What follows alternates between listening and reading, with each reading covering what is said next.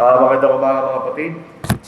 So tayo po ay magsimula na sa ating pag-aaral sa umaga ito. Bagamat wala pa iba mga kapatid, pero umabot na po tayo sa katandang oras na ating pagsisimula. So tayo po ay magsimula na po sa ating pag-aaral. Ang ating pinag-aaralan ay ang aklat ni Pablo sa mga taga-Roma. Kung meron po tayo mga Biblia, buksan natin sa Romans chapter 11, dito sa verse 18. Ang pinaka-tema ng kabanatang ito, ang sulat ni Pablo, ay ang katotohanan ng mga Hudyo na dapat sana silang unang tumanggap ng kaligtasan at sila'y manatili ito, hindi nangyari yun. Kundi lamang ang mga Hudyo na naligtas dahil hindi na tinanggap ang Ebanghelyo. Sa kabilang banda, yung mga Hintil na hindi naman dating naniniwala sa Diyos, walang relasyon sa Diyos, sila ay tinanggap ng Diyos sa kanyang iglesia at sila naligtas dahil sila sumunod sa Ebanghelyo. Ngayon, makikita natin dito sa ika-18, basahin natin. Huwag kang magmalaki sa mga sanga.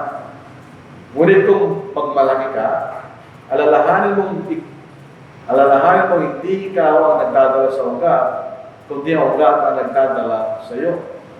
In other words, merong pagkakataon na pumasok sa kaisipan ng mga Hintil na sila ngayon ay naligtas at ang mga Hudyo ay kinaligtas. So meron silang tukso na sila yung magmalaki.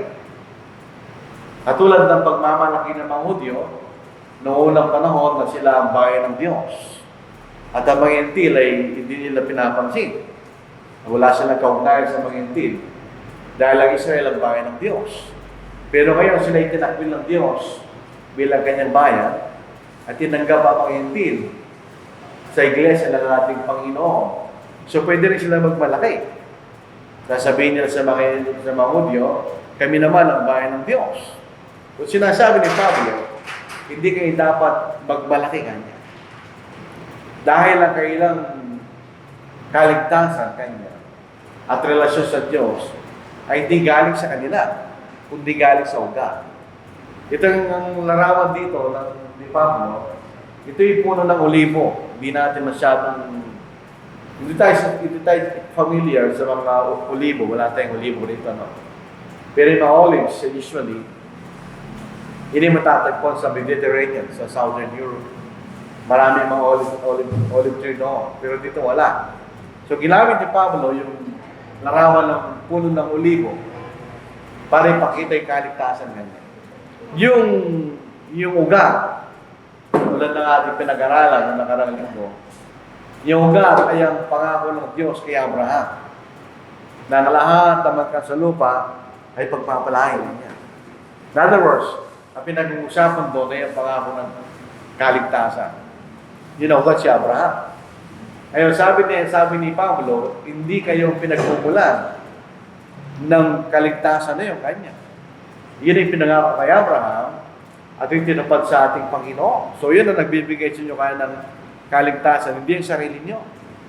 So sabi rito ni Pablo, yung ugat kanya ang nagbibigay sa inyo ng kaligtasan. Dito sa pagkakataon na ito, maraming larawan sa Biblia na magkakapareho sa larawan, pero ibang kahulugan. Halimbawa, sa John chapter 15, ang larawan ay binigay doon ay isang puno ng grapes o ubas. At ang nagtatanim kanya ay ang Ama, at ang puno ng ubas ay ang ating Panginoon. Sabi, nakakapit doon ang mga tao na maliligtas sa ating Panginoon. Yun isang larawan. Pero sa pagkakataon na ito ibang larawan.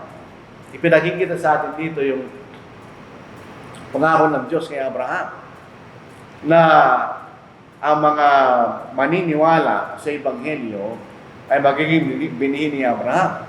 Yung mga Hudyo, dahil sila ay galing kay Abraham physically, lahi sila ni Abraham, ayon sa laman. Doon sa ating pinag-aralan ng karang panahon, naniniwala sila, ligtas sila. Dahil sila physically lahi ni Abraham. Pero sabi ni Pablo, hindi kanya. Hindi lahat ng Israel ay Israel. Ibig sabihin, hindi lahat ng lahi ng Israel ay maliligtas. Yung tunay na Israel ay hindi lamang Israel sa laman, kundi rin sa puso kanya. Yung naniniwala sa Diyos. Yan ang tunay na Israel. Doon sa tunay na Israel na yun, hindi lang lahi ng Israel, kundi pati mga hentil. So yun ang makikita nating ipinakikita rito doon sa ugat ay si Abraham. Para maging ma-refresh po tayo. Balik tayo sa Genesis chapter 22, sa verse 18. Ito yung nung pagkatapos na utusan ng Diyos si Abraham, nayahin niya si Isaac. Napakabigat na utos no, mga kapatid. Pero ito yung ginawa ni Abraham. At kaya siya binigyan ng inulit ng Diyos ang kanyang pangako kay Abraham. Sa Genesis 22 verse 17, o kaya hanggang 16. At sinabi niya, sumumpa ako sa aking sarili, wika ng Panginoon. Kasi wala lang mas mata sa kanya. Sapagkat ginawa mo ito at hindi mo pinagkait sa akin ang iyong anak, ang iyong kaisa-isang anak. Tunay na pagpapalain kita at pararamihin kong iyong binhi na gaya ng mga bituin sa langit at mga buhangin sa baybayin ng dagat at makakamit ng iyong binhi ang pintuang bayan ng kanyang mga kaaway. At sa pamagitan ng iyong binhi ay pagpapalain ang lahat ng bansa sa lupa sapagkat sinunod mo aking tinig. Sino yung binhi? Ang ating Panginoon. So in other words, yung ugat ay si Abraham. Yan siya ng pinagalingan ng pangako ng kaligtasan. In other words, yung lahat ng maliligtas, sila yung binhi ni Abraham, kanya. So hindi kayo pwede magmalaki, kanya, dahil ang ugat ang nagbibigay ng support sa inyo, kanya. So kung wala yung ugat, wala rin kayong kaligtasan, sabi ni Apostle Paul. Kaya huwag kayong magmalaki. Ano bang ginawa ni Abraham? Ibinasa natin kanina. Sa maraming sa buhay ni Abraham, pinakita niya ang kanyang pananampalataya. Una, tinawag siya ng Diyos mula sa kanyang lupain para pumunta siya sa lupain na ipakikita sa kanya ng Diyos na hindi niya alam kung saan siya pupunta. Pero pumunta siya. So, pinakita niya ang kanyang pananampalataya. Sa maraming pagkakataon, ipinakita ni Abraham yung kanyang pananampalataya. Ang pinakasukdulan ay yung sumunod siya sa Diyos, nayahin niya kanyang anak. Mahirap yun. So, pinakita ni Abraham ang tunay niyang pananampalataya sa Diyos. So, paano natin makakamtan ang biyaya ng Diyos? Sa ganun din paraan. Kung paano si Abraham ay sumampalataya at sumunod sa Diyos, gayon din kanya kayo. Yun ang paraan kanya para makuha niyo ang biyaya ng Diyos. Kaya kayo nakakabit doon sa sanganan niya dahil kayo sumunod sa biyaya ng Diyos. Kanya, na ipinangako ni Abraham. Yun ang sinasabi ni Apostle Paul. Ngayon, sa larawan na ito, pinakikita si Abraham ang ama ng lahat ng sumasampalataya. Hindi na yung physical na lahi ni Abraham, kundi ang lahat ng sumasampalataya katulad ni Abraham. Sa panahon niya, sumampalataya sa pinag-utos ng Diyos. Sa panahon natin, sa Ebanghelyo. So lahat ng sumasampalataya sa Ebanghelyo, sila ang binhi ni Abraham. Hindi na yung physical na lahi. Pinalilimalang ni Pablo, lalo sa mga Hudyo, na hindi pa sumasampalataya sa Ebanghelyo. Huwag niyo ipagmalaki, ganyan, nakailahin ni Abraham. Hindi yung ganyan. Ang tunay na lahi ni Abraham ay ang sumusunod sa Ebanghelyo. Katulad ng pagsunod ni Abraham. Titingnan niyo, magpunta tayo sa Romans, chapter 4, verse 10. Sinasabi rito, si Abraham ang ama ng lahat ng sumasampalataya. Kasama tayo doon. Bagamat hindi naman tayo physically lahi ni Abraham. Sabi po natin.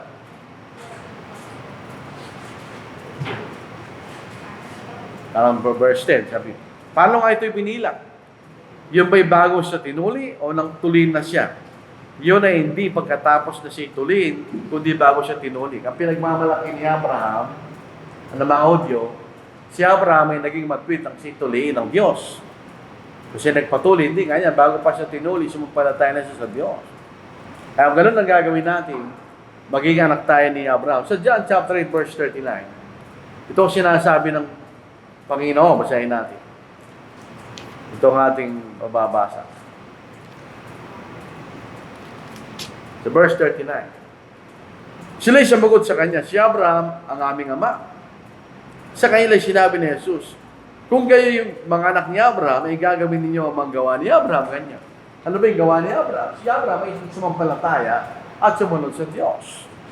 So sa panahon natin ngayon, sa panahon na sinulat ito ni Apostle Paul, gayon ang sinasabi ng ating Panginoon. Sino ba ang mga bini ni Abraham? Yung sumusunod sa gawa, tumutulad sa gawa ni Abraham. Ganyan.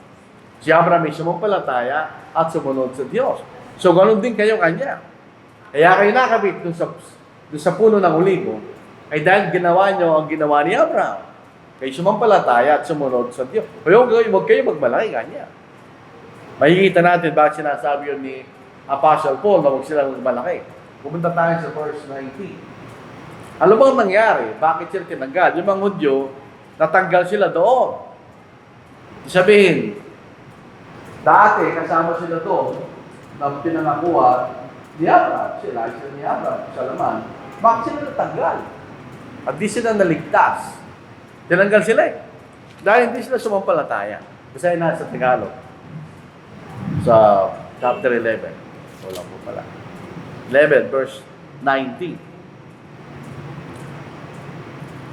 Sabihin mo nga, ang mga sanga ay nabaliw pa may sanit. Tama. Sa kawalan nila ng pananampalatay, naabali sila. At sa iyong pananampalatay, nakatayo ka. Huwag kang magmalaki kundi matakot ka. Sapagkat kung hindi pinag-inayangan ng Diyos ang mga likas sa sanga, ikaw man ay hindi panginginayangan kanya. Kung sabi ni Pablo sa mga hentil na naging mga Kristiyano, huwag kayo magmalaki kanya. Tinanggal sila dahil sila hindi sumampalataya. Hindi sila tinanggal ng Diyos na forcibly, hindi. Sila tinanggal ng Diyos dahil sila hindi sumampalataya. Hindi gawa ng Diyos na hindi sila sumampalataya, kundi yung mga Hudyo mismo ang hindi sumampalataya. Nung natanggal sila, kaya nagkaroon ng pagkakataon na itong mga hentil ay may kabit kanya. So kanya, huwag kayong magmalaki. Sila'y tinakwil dahil hindi sila sumampalataya sa Ebanghelyo, pinatay nila ng ating Panginoon, at hindi rin naman nila sinunod ang kautusan ni Moses, ganyan. So, sila'y tinakwil ng Diyos. Ngayon, pwede na kayo matakwil, ganyan. In other words, sa mga Gentiles na naging mga Kristiyano, hindi sila pwede magmalaki dahil pwede rin sila tanggalin. Sa palong paraan. Pwede rin silang tanggalin kasi kung hindi rin sila sasampalataya, sila'y tatanggalin. So, dito natin makikita, ang Diyos, wala siyang kinikilingan. Kung hindi ka sasampalataya, hindi ka maliligtas, kahit sino ka pa. Kung yung natural na sanga, sila po ay tinanggal. Dahil natural na sanga, dahil sila yung natural na lahi ni Abraham. Kung sila mismo ay tinanggal kanya, dahil hindi sila sumasampalataya, kayo rin mismo kanya. Pwede rin tanggalin. Pag hindi kayo manatili, hindi kayo manatili sa Ebanghelyo ay. So, sinasabi rito, huwag kayo magmalaki. Kaya tinanggal ng Panginoon yung mga natural na sanga, yung mga Hudyo, dahil hindi sila sumampalataya. Kayo na mga hentil na naging mga Kristiyano, kapag kayo mintong sumampalataya o sumunod sa Panginoon, tatanggalan din niya kayo kanya. So, anong basis ng kaligtasan na pinag-uusapan dito? Kasama tayo. Ang basis kung tayo manasasampalataya sa Ebanghelyo at manatili tayo sa pananampalataya sa Ebanghelyo, maliligtas tayo kanya. Dito sa 1 Corinthians chapter 15, yan ang sinasabi ni Apostle Paul. Yung po mga ibang pananampalataya, halimbawa, yung mga Baptist, naniniwala sila sa once saved, always saved.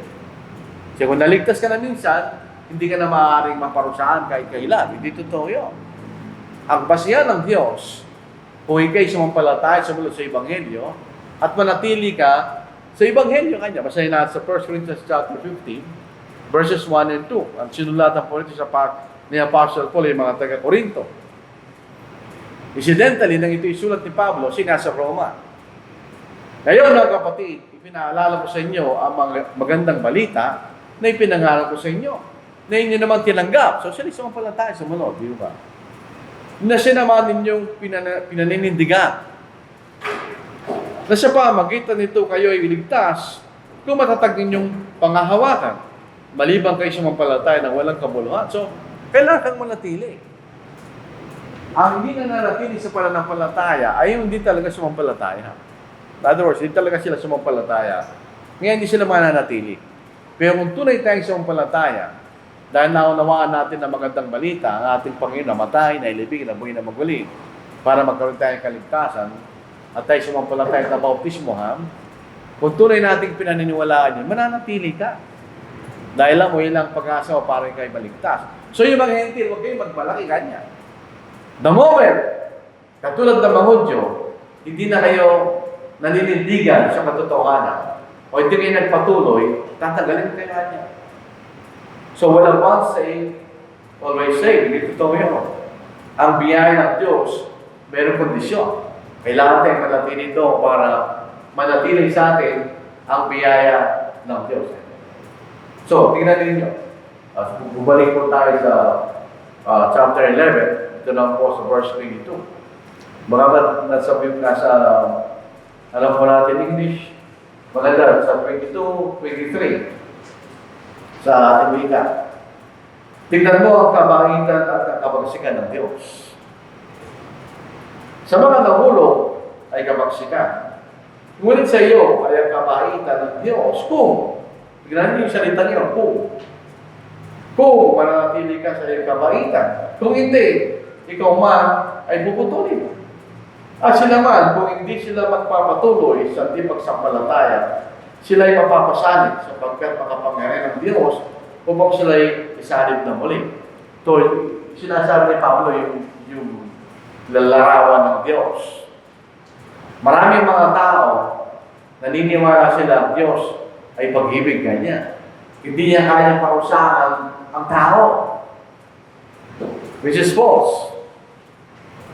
Kung nakita natin yung mahilig sa pelikula, merong larawan, merong mukha na umiiyak at may mukha na nakatawa.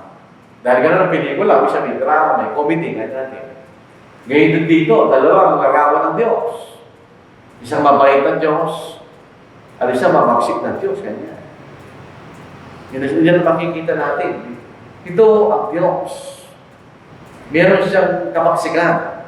Sinis kanino? Sa mga tao hindi sumusunod sa Kanya, ang Diyos ay mabagsik. Kung babalik tayo sa Old Testament, hindi ba pinatay ng Diyos ang lahat ng mga tao sa panahon ni Noah? Anong tawag po natin doon? Di ba kabaksikan niyo? Bakit sila mabagsik? Bakit mabaksikan Diyos sa mga tao? Dahil hindi sila sumunod sa Diyos. So pag hindi tayo sumusunod sa Diyos, ang Diyos ay mabagsik. Kahit mismo ang kanyang sariling bayan, bansang Israel. Dahil hindi sila nagpatuloy ng pananampalataya sa Diyos, manapay patuloy ng pagsalaksan sa Diyos. Ano ang naghihintay sa kanila? Kabaksikan ng Diyos. Kapag sino man ay hindi nanatili sa katotohanan, ang kabaksikan ng Diyos na naghihintay sa atin. Halimbawa, itong ginagawa po natin ngayon, may mga kapatid na hindi pinapasin ang pagsamba. Parang kung gusto lang nila sumamba, sasamba sila. Kung ayaw nila, ayaw nila sumamba. Naghihintay sa atin ang kabaksikan ng Diyos. Magsimula po tayo sa verse 25. Na huwag nating pabayaan ang ating pagtitipon gaya ng ugali ng iba. So, doon po mo ng panahon. Ano yun? Kundi palakasin ng loob ng isa't isa, lalo-lalo na kapag inyong nakikita, napapalapit ang araw. Sapagkat kung sinasadya natin magkasala, pagkatapos natin tanggapin ang lubos na pagkakilala sa katotohanan, at wala lang natitira pang alay para sa ating mga kasalanan, kundi sa kakilakilabot na paghihintay sa pag-uupo, isang naglalagablag na apoy na tumupok sa mga kaaway. Ang sumuway sa kautusan ni Moises, sa patutungo ng 2 at 3 saksi ay walang lamang mamamatay. Sa ilalim ng kausa ni Moises, pag may 2-3 tao na nagpatunay ay kinagkasala, dadalik ka nila sa labas ng syudad at baboy ka doon, may mamatay. Yan ang kaparusahan sa kausa ni Moises. Gano'n ba kaya higpit na parusa sa akala ninyo ang nararapat sa kanila na yumurak sa anak ng Diyos at mapastakan sa dugo ng tipan na nagpabanal sa kanila at malupusta sa spirito ng biyaya. Sapagkat kilala natin ang nagsabi, akin ang pagiganti, ako ang gaganti at muli, hukuman ng Panginoon ang kanyang bayan. Isang kakilakilabot na bagay ang mahulog sa pagkamay ng Diyos na buhay. Ang tawag natin ito. Kamagsikat, di ba? Pag tayo hindi sumunod sa Diyos, ang naghihintay sa atin ay ang kanyang kamagsikat. On the other hand, ang Diyos ay pagmamahal. Meron siyang kabaitan na kanino? Sa mga sumusunod sa Kanya. Hindi katulad ng tao. Tayo ang tao, mayroon tayong kinikilingan. Bagamat pinagsisikapan natin na hindi ganon, pero ganon pa rin. Meron tayong kinikilingan. Meron tayong paborito, etc. Ang Diyos hindi. Wala siyang kinikilingan. So in other words, dahil wala siyang kinikilingan, kailangan maunawa ng mga intin na naging mag-Kristiyano. Pwede pa rin sila matanggal. Kung sila susuway sa Diyos, tatanggalin pa rin sila. At ang kabutihan ng Diyos ay pinakikita niya na yung mga Hudyo na hindi sumampalataya at tatanggal, pwede pa rin silang ibalik kanya. Kung sila susunod sa Ebanghelyo. So both ways. Kaya mga hindi kayo dating nakakabit. Kayo kinabit dahil kayo sumampalataya. Yung mga Hudyo, natanggal sila dahil sila matigas sa ulo, hindi sila sumampalataya. Pero pag nagbago kayo ng kaisupan at sumampalataya sa Ebanghelyo, ibabalik sila kanya ng Diyos. Dahil ang Diyos walang kinikilingan. Sa Acts chapter 10, 34 to 35, ang context po nito, si Apostle Peter, siya ay mga aral for the first time sa mga hentil, sa sambayan ng Cornelius. Pero si Pedro ay isang typical na Hudyo. Hindi siya kumakain ng mga pagkain na marumi. At hindi na siya nakikisama sa mga hentil. So, ginawa ng Diyos, nagpakita sa isang pangitain na isang puwot na galing sa langit, nandun lahat, ang lahat ng puri ng mga hayop. Pati yung mga hayop na tinuturo na marumi sa kausa ni Moises. Andun, sabi niya, pumatay ka at kumain. Ang sabi ni Pedro, hindi po ako pwedeng kumain ng anumang bagay na marumi. Ganyan. Ang sabi ng Diyos, ang sinasabi kong malinis, huwag mo sabihin marumi. Hindi maintindihan ni Pedro ito. Pero eventually, nakuha niya yung punto ng Diyos. Basahin natin. Yun yung sinasabi sa 34, 35, and chapter 10. Nakita niya yung pangitain na yun, naunawaan niya. Basahin natin. Nagsimula magsilita si Pedro, at kanyang sinabi, tunay ngang naunawaan ko na kanya, na walang kinikilingan ang Diyos. Kundi sa bawat bansa, ang sino bang may takot sa Kanya at gumagawa ng matuwid ay kadugod-dugod sa Kanya. So yun ang Diyos. Sino man sa namang lahi, hindi o na susunod sa katwiran ng Diyos, ililigtas siya ng Diyos. Pero sino man ang hindi sumunod sa katwiran ng Diyos, kahit sino pa siya, hindi siya ililigtas ng Diyos. So huwag kayo pagmalaki kayo. Kung kayo ay maging katulad ng mga Hudyo na maging matigas sa ulo kahit nasasaral na kayo kanya, pwede pa rin kayong alisin. On the other hand, yung mga Hudyo na naging matigas ang puso, noong una, hindi sila sumampalataya sa Ebanghelyo, pero ngayon ay sumampalataya sa Ebanghelyo, pwede silang ikapit ng Diyos at iligtas ngayon. Dahil ang Ebanghelyo para sa lahat ng tao. Yan ang katuparan ng Diyos sa pangamin na kay Abraham. Lahat ng magkasalupa ay pagpapalain kanya sa pamagitan ng bini. At ang bini na yun ang ating Panginoon. So, kasi tandaan po natin yung dalawa larawan ng Diyos. Sa mga pasaway, matigas sa ulo, kapagsikan, ganyan. Kaparusahan. At kapagpapalitan, ikaw ay magpapahilahin sa Kanya at sumunod sa Kanya. Eventually, kayo liligtas ng Diyos, dadalhin tayo sa langit. Yun ang sinasabi ni Apostle Paul, huwag kayong kanyang magmalaki, sa Apostle Paul. Pumunta po tayo sa 23 hanggang 24 po para sa ating wika. Nasahin po ako sa inyo, yung King James kasi. 23, 24, masahin natin.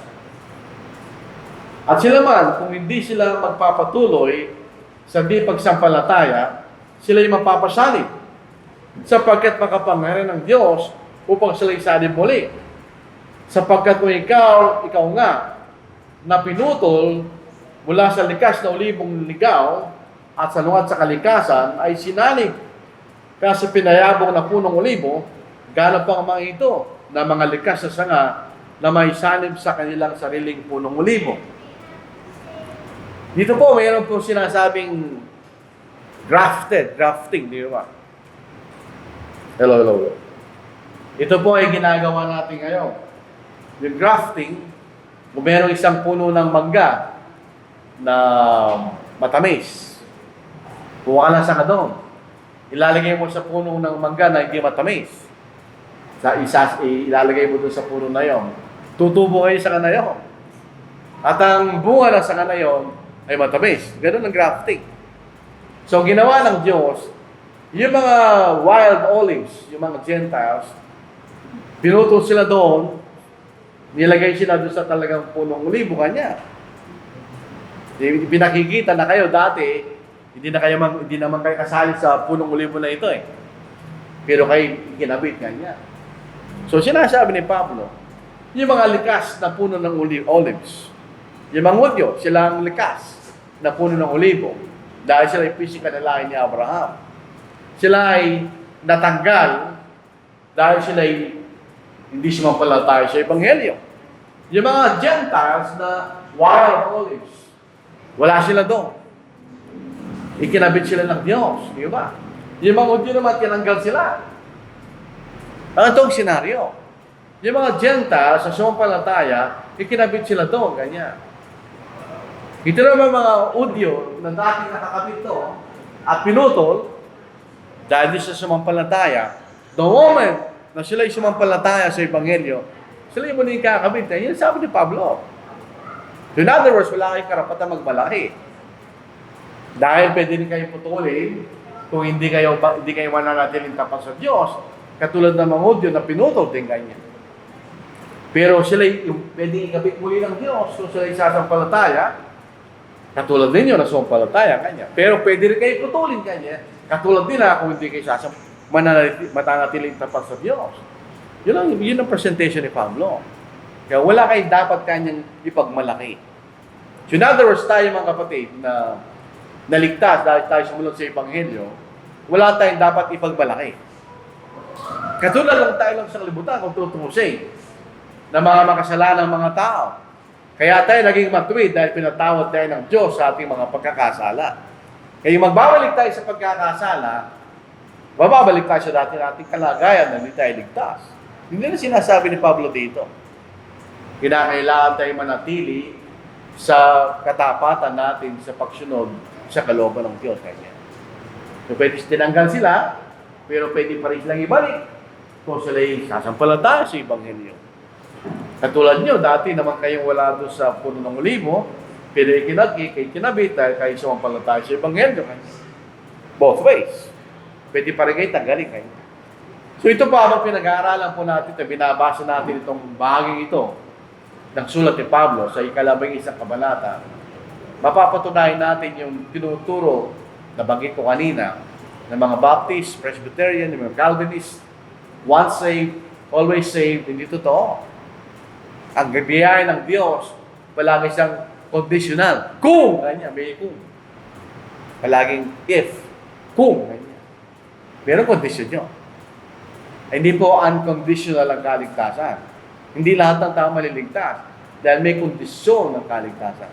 Kailangan tayo sumunod sa kondisyon ng Diyos para tayo magkaroon ng kaligtasan para sa ating mga sarili. Ganyan. So, pumunta ulit tayo sa verse 25. Upang kayo maging upang kayo wag magmarunong sa inyong sarili, mga kapatid. Nais kong malaman ninyo ang hiwagang ito. Nang pagmamatigas yan nangyari sa isang bahagi ng Israel, hanggang makapasok ang buong bilang ng mga hentil. Siguro ang pinag-uusapan buong bilang ng mga hentil pag sila ay naging mga Kristiyano. So, ang problema ng mga Hudyo, bakit hindi sila naligtas? Pinatigas sila ang puso nila. Ibig sabihin, kahit anong napapakinggan nilang pangalan ng Ebanghelyo, kahit ano pa nakita nilang ginawa lang Panginoon, mga tanda at kababalagan ng siya'y buhay, hindi sila naniniwala. Yun ang problema ng isang matigas na puso. By the way, ang salitang puso, pag ginagamit sa Biblia, hindi itong itibok-tibok. Hindi yun. Ang ating puso, ang ating kaisipan. Kaya kahit po sa lahat ng bagay na ating ginagawa, actually, ang ating puso ay ang ating kaisipan. Pating damdamin natin, pwedeng turuan nyo ng ating kaisipan. Sa makikita natin, pinatigas sila kailang kaisipan. Lalo na silang tubigas ang kailang puso at kaisipan. Nung nakita nila, ito mga hentil, na kinamumuhihan ng mga Hudyo, ay tinanggap sa kaharian. Parang ito yung senaryo na yung kaaway mo, biglang yumaman. Parang nagagalit, di ba? Parang ganun eh. Nakita ito mga hentil na once upon a time, sa tingin nila yung basura at marumi, ay tinanggap ng Diyos sa kaharian. Lalo sila nagselo. At lalo tumigas ang puso nila na naging dahilan upang hindi sila maligtas. Basahin natin yung Acts 11:20. Basahin ko na. Namanig nila ang mga bagay na ito, tumahimik sila. At nilulahati ang Diyos na sinasabi, kung gayon binigyan din ng Diyos ang mga hentil ng pagsisisi tungo sa buhay kanya. So, hindi lang pala mga Hudyo kanya. Pati pala mga hentil kanya. Makita natin. Habang tumatagal ang panahon, lalong tumatami pa yung mga hentil na sumusunod sa Ebanghelyo. Lalo nainggit ang mga Hudyo. Na nakikita nila, mas maraming mga hentil na mga Kristiyano kaysa sa kanila. Eventually, ang mga alis lahat ng Kristiyano ay mga hentil.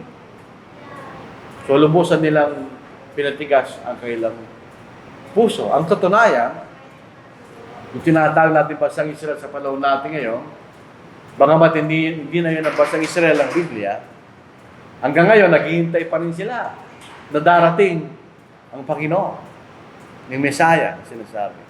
Yung Kristo tagapagligtas. Hanggang ngayon, naghihintay pa rin sila. Kung ganun katigas ang kanilang puso hanggang sa panahon na ito. Kaya hindi sila sumampalataya sa Ebanghelyo. Ngayon, ito makikita natin. Ano ibig sabihin niya? Lahat pa ng Israel maliligtas. Ano ba yung sinasabi dito ni Pablo? Ang sinasabi ni Pablo, kayo mga hentil ay naligtas dahil sa inyong pagsunod sa Ebanghelyo. Yung mga Israel din na naging matigas ang puso, kung sila isusunod sa Ebanghelyo, sila ay maliligtas. Yun ang sinasabi ni Pablo.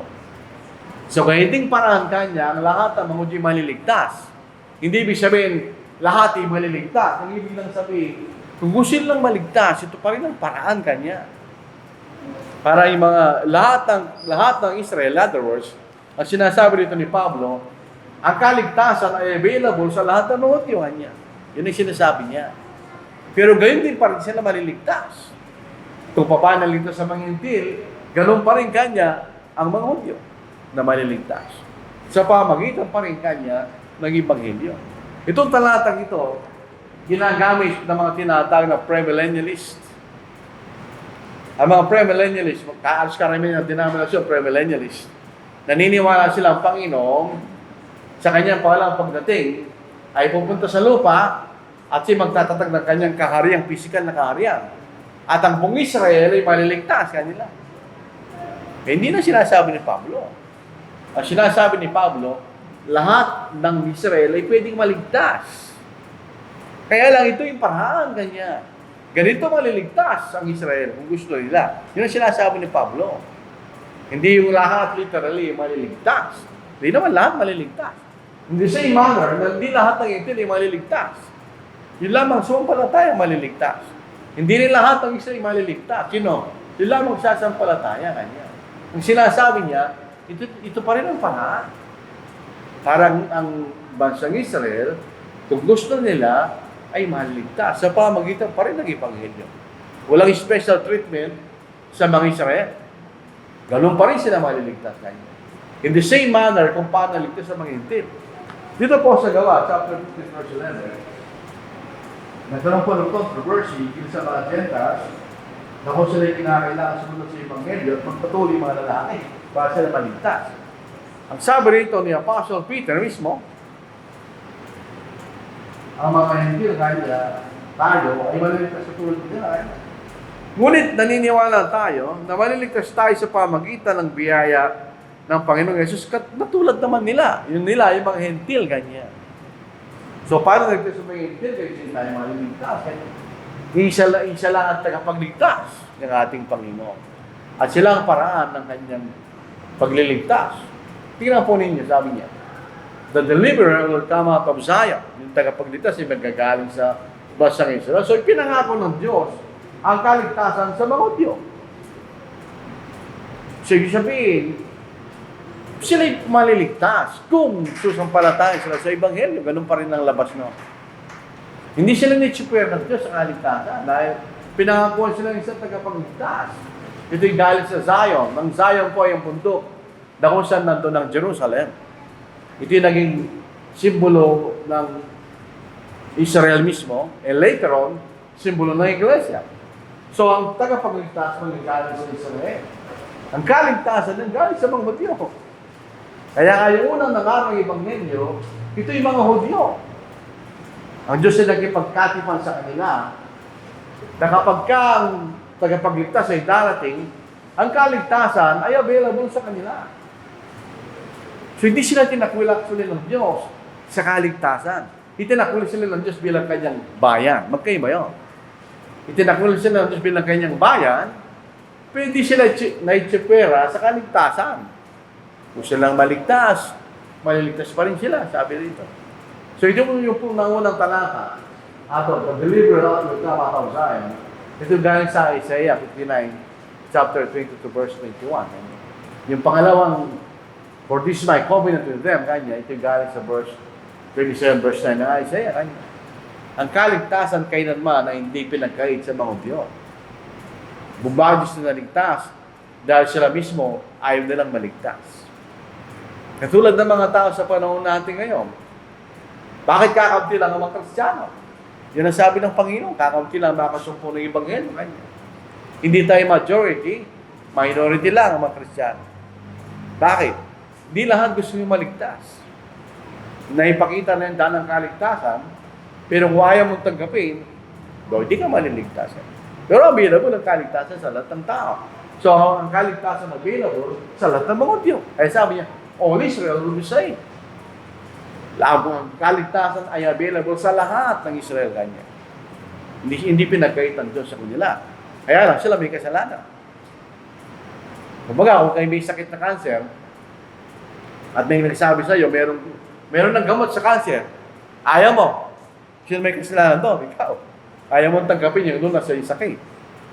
Hindi tayo maliligtas. Sino may kasalanan doon? Hindi ang Diyos, tayo. Dahil ayaw natin tanggapin yung kaligtasan na ibinibigay sa atin ng Diyos. Ganun lang po kasimple yun. Sa Romans chapter 11, verse 28 hanggang verse 29, ito po isang interesanting talata, babasahin natin.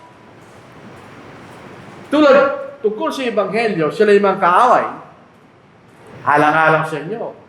Subalit tungkol sa paghiram, sila yung mga minamahal, alang-alang sa mga ninuno. Sapagkat ang mga kaloob at ang pagtawag ng Diyos ay hindi magbabago. Ano yung sabihin mo? Kaya baka sabihin natin, ganun pala, di ba dapat kaligtas sila? Hindi. Ang sinasabi ni Pablo, kapag ang Ebanghelyo pinag-uusapan, kaaway natin sila kanya. Bakit? Sila yung naging hadlang sa pangangalang Ebanghelyo. Sila yung naging hadlang, actually, sa pangangalang Ebanghelyo. Yung binasa natin sa Acts na si Pablo ay inutos ng Diyos na umalis sa Jerusalem, dahil hindi ka pakikinggan dyan, kanya. Pupunta ka lang sa mga intil, kanya. Dahil ang mga Hudyo, ang tingin nila, Sila po ay superior na lahi dahil sila ay bayan ng Diyos. At ang tingin nila sa mga Gentiles ay inferior. So kung kayo isang Pariseo at kayo naging Kristiyano, hindi ka magiging kahanib sa isang iglesia na binubola mga hintil. Ganun ang kailang kaisipan. Ganun katigas sa kailang puso. Sila ay naging adlang sa Ebanghelyo dahil meron silang ibang pananaw sa tagapagligtas. Ang kailang pananaw sa tagapagligtas sa darating ay katulad ni Haring David. Kasi si Kristo lahi ni David eh. So isa siyang hari. Ang tingin nila katulad ni David na isang baka pagharihang hari. Hindi ganoon ang dumating ang Panginoon. Kabaligtaran si David.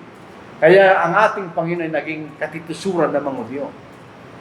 Ikinahiya nila yung Panginoon na sinasabing hari ng mga Hudyo dahil ibang expectation nila sa tagapagligtas. Kasi sila naging kaaway ng Ebanghelyo. Paano na yung pangalawang pangungusap? Ano yung sinabi rito? They are beloved for the sake of the Father. Kanya. Ang mga Israel ay hindi sila naging bayan ng Diyos dahil sila ay mabuti. Hindi. Sila naging bayan ng Diyos dahil sa pangako ng Diyos kay Abraham. At nahulit kay Isaac at kay Jacob. Ganyan. Na si Abraham ay magiging taksang madakilang bansa. Tinupad niya ng Diyos. At ang bansang iyon ay nanggaling kay Jacob na tinawag ng Diyos na Israel. Kasi yung mga bansa noon ay nakapangalan sa mga pinuno ng pamilya. So si Jacob, dapat ang pangalan na Jacob, pinalitan na Israel kanya. So siya manggagaling sa lahi ni Abraham. Na kung saan manggagaling ang ating Panginoon ayon sa laman. Hindi nagsisi ang Diyos doon sa kanyang pagpili na yun. Tama naman ang pagpili niya dahil si Abraham matuwid. So, sa lahi ni Abraham magagaling ang tagapagligtas. So, hindi nagbabago yun. Kinikilala ang Diyos yun. Kapag sinasabing Israel, ito'y bunga ng kanyang pangako kay Abraham. Pero hindi sila minamahal ng Diyos dahil sa kailang maputing gawa. Sila minamahal ng Diyos dahil sa kailang mga ninuno na naging matuwid sa harapan ng Diyos. Kaya yun ang sinasabi ni Pablo. Kaya kayo yung minamahal ng Diyos, hindi dahil sa ginawa niyo kanya, kundi dahil sa pangako niya kay Abraham. Kaya kinikilala siya ng Diyos bago din na tinakwil ang Panginoon bilang kanyang bayan kanya. Hindi nagsisisi ang Diyos doon. Hindi siya nagkabali, in other words. Dahil ang pinili niya ay mga ninuno na tapat sa kanya. Sa verse 30, meron tayong oras, bigyan na natin tapusin ito mga kapatid. Kung paano kayo ng dati ay mga masuway sa Diyos, subalit kayo tumanggap ng habag sa pamagitan ng kanyang pagsuway, ngayon din naman ang mga ito na kayo na naging mga masuwayin upang sa pamagitan ng habag na ipinakita sa inyo, sila rin ay tumatanggap ngayon ng habag. So ito'y paulit-ulit. Kayo masuwayin, tumanggap kayo ng habag, ganyan. Ngayon ang mga ito'y masuwayin, ganyan. Pero pwede rin siya tumanggap ng habag, ganyan. Kaya babalik tayo kung sila'y tatanggap sa Ebanghelyo. Ang mga Hudyo, ang mga Hentil, dati silang masuwayin sa Diyos. Mas grabe pa nga sila dahil pinalitan nilang Diyos. Gumawa sila sarili-sarili ng mga Diyos. Kaysa sa lumala. Kaya tingnan niyo yung lahi ng mga bansa, mga Grego, mga Romano, mayroon silang mga Diyos-Diyosan. Ginawa nila yun. Pinalitan nila yung tunay na Diyos. At doon sa Romans chapter 1, verse 28 to verse 32, yan ang iba-ibang kasalanan ng mga Hentil. Dahil meron silang kautusan. So masuwayin sila once upon a time.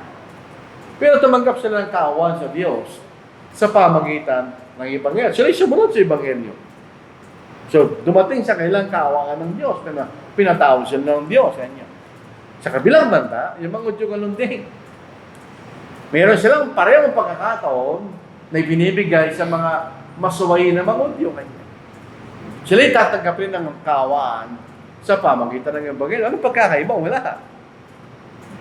Ang sinabi lang dito, yung dating pagmamataas ng mga bansang Israel, Dahil sila bayan ng Diyos. Yun lang ang problema doon.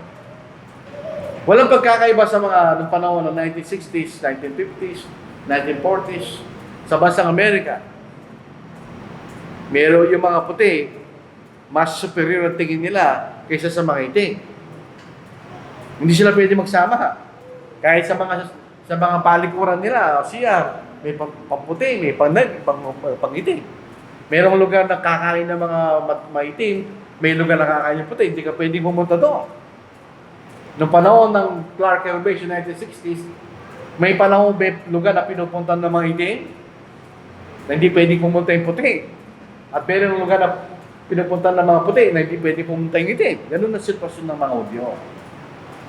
Dinidiscriminate nila yung mga Gentiles dahil sila ay bayan ng Diyos. Sa Gentiles, hindi. Pero nagbago na yun. Dahil tinakwilan sila ng Diyos bilang kanyang bayan. So ito pong the same opportunity sa mga Gentiles at mga Hudyo. Totoo rin sa lahat ng mga tao. We have the same opportunity para tayo maligtas. Kung susunod tayo sa Ebanghelyo. Walang ibang paraan. So ito po yung argumento ni Apostle Paul. Nagsimula sa Romans chapter 1 at magtatapos sa Romans chapter 11.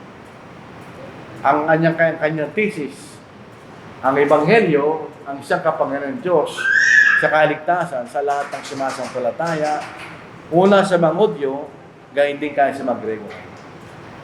So ito, din-develop niya. Sa maunang bahagi, pinakita niya ang kausan ni Moises, hindi ang paraan ng kaligtasan, kundi ang Ebanghelyo kanya. So dito makikita natin ang oportunidad ng kaligtasan ay available para sa lahat. So kasi sa kailang pagsuway, nung nangyari, pinatay nila yung Panginoon. Di ba, yun ang pagsuway nila eh. Pinatay nila ang Panginoon. Nung pinatay nila ang Panginoon, ano nangyari? Iyon ang paraan ng pagbibigay ng kaawaan ng Diyos. So yun ang nangyari sa kailang sa pagsuway nila noon. Hindi ang Diyos ang responsable doon, sila. Nang tanungin ni Pontius Pilate, anong gagawin natin kay Jesus na ito? Ipako sa krus, sino nagsabi nun? Hindi ang Diyos. So kaya ang pagsuway nagkaroon ng pagkakataon ng mga tao na maligtas sa Kanya, ay makikita natin. So hindi ang Diyos ang responsable sa ating mga kasalanan. Tayo. Sa Romans chapter 3 verse 9, what then? Are we better than they? Not at all, for we have previously charged both Jews and Greeks that they are all under sin. Ganyan. Lahat ng tao nagkasala kanya.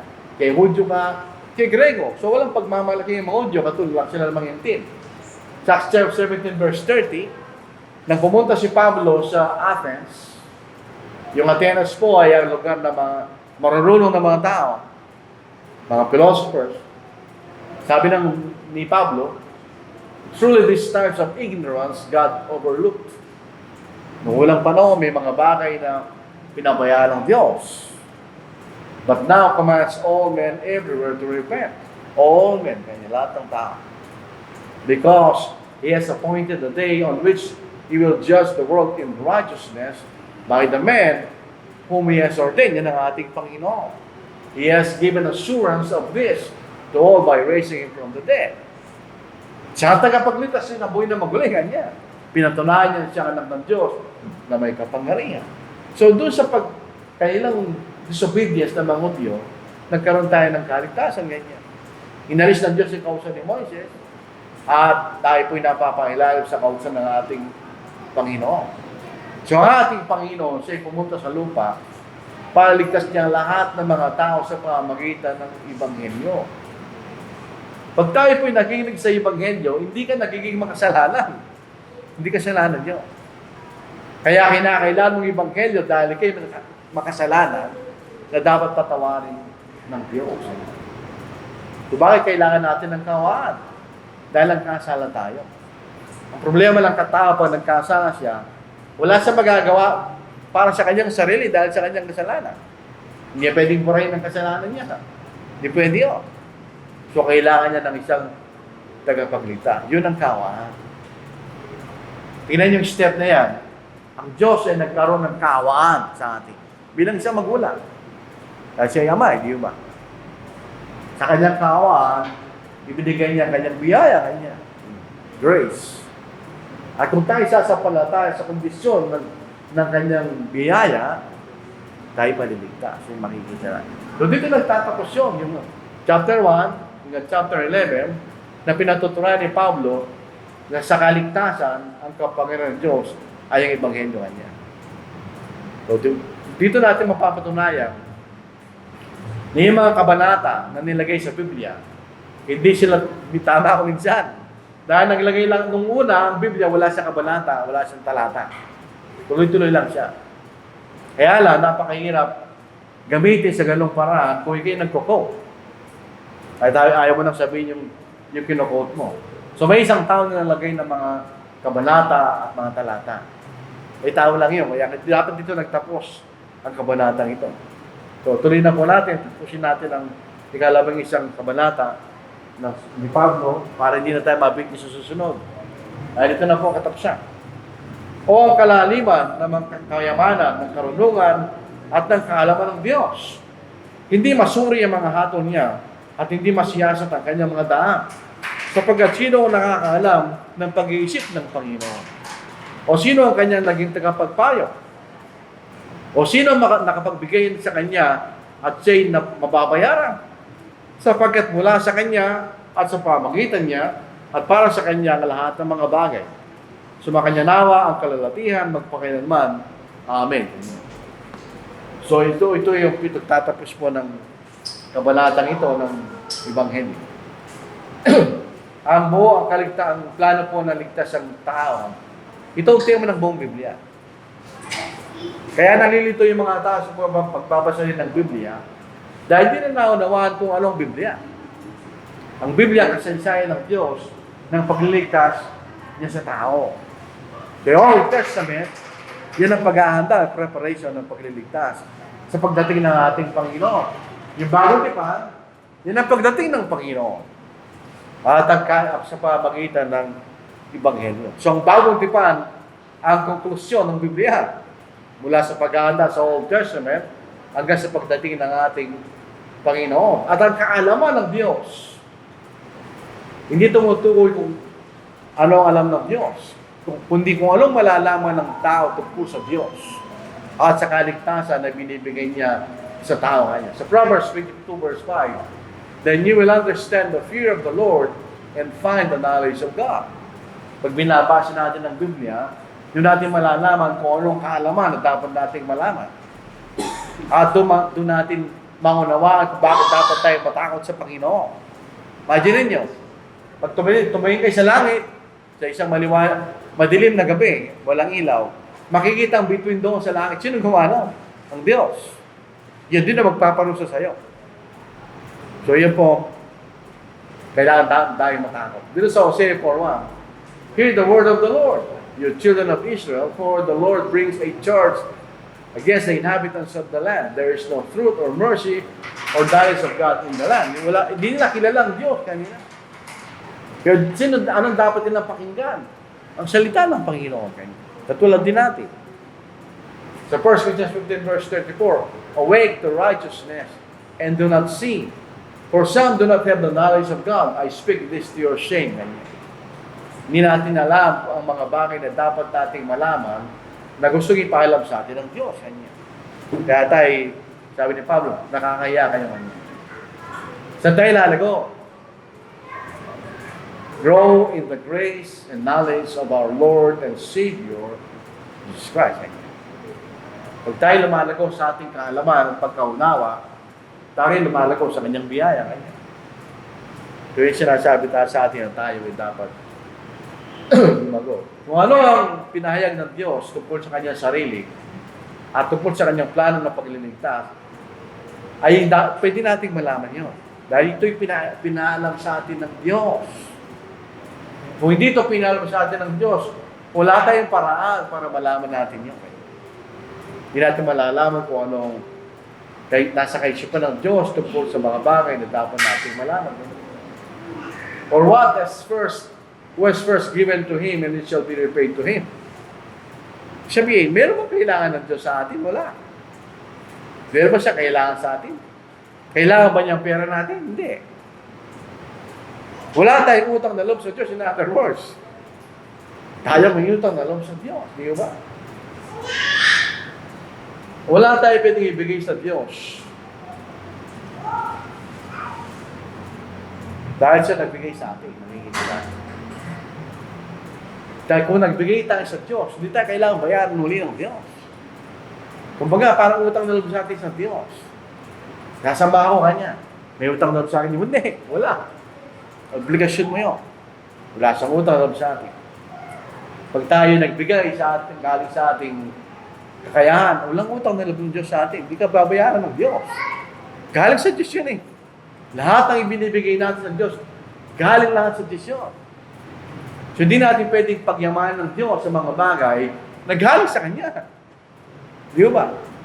So, pag tayo nandito at tayo naglilingkod sa Diyos, dahil yan ang obligasyon natin sa Diyos para manatili tayo sa Kanyang biyaya at tayo maligtas. Isa meron tayong ganun kaisipan. Gagawin ko ito Kanya. May biyaya magagaling sa Diyos. Not necessarily. Kailangan pa rin magtrabaho para ikay mabuhay sa mundo. Summary. Chapters 1 to 4, sinasabi sa atin, lahat ay nagkasala at kailangan tagapagligtas. Tapos chapter 5, sinasabi si Abraham ay naging matwid. Hindi sa pamagitan ng pagtutuli, yan ang pinagmamalaki ng mga Diyos. Kundi bago siya natuli, siya'y matwid na kanya. So, katwiran na nanggagaling sa isang pangako at hindi sa pamagitan ng isang lahi.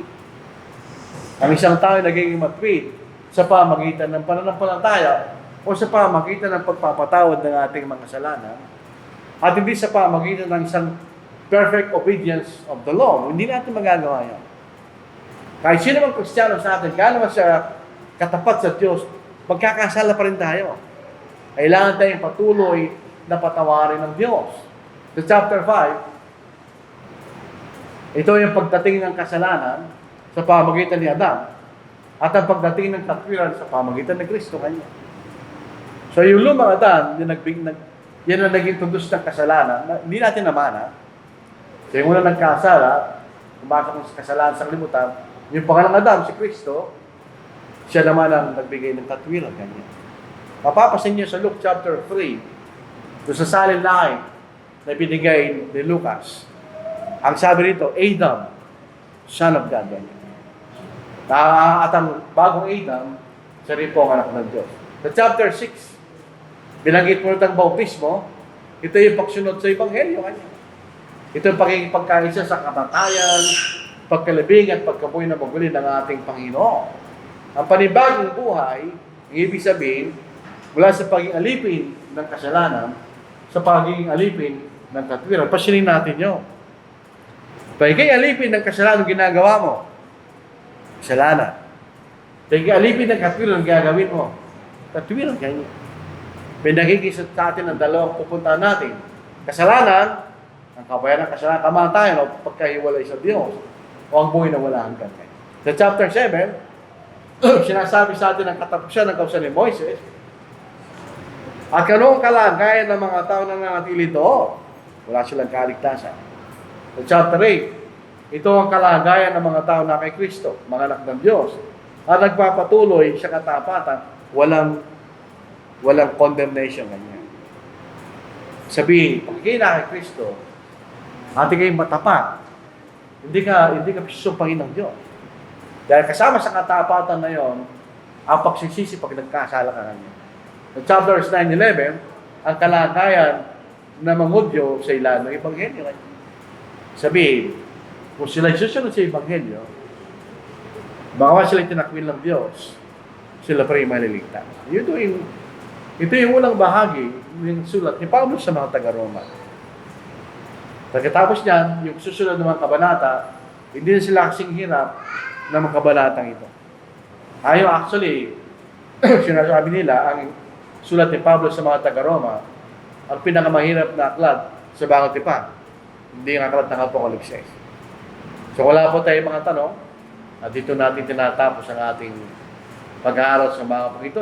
Ibigay natin yung Brother Matthew po ang panguna sa pagpapay. Maraming salamat po mga kapatid.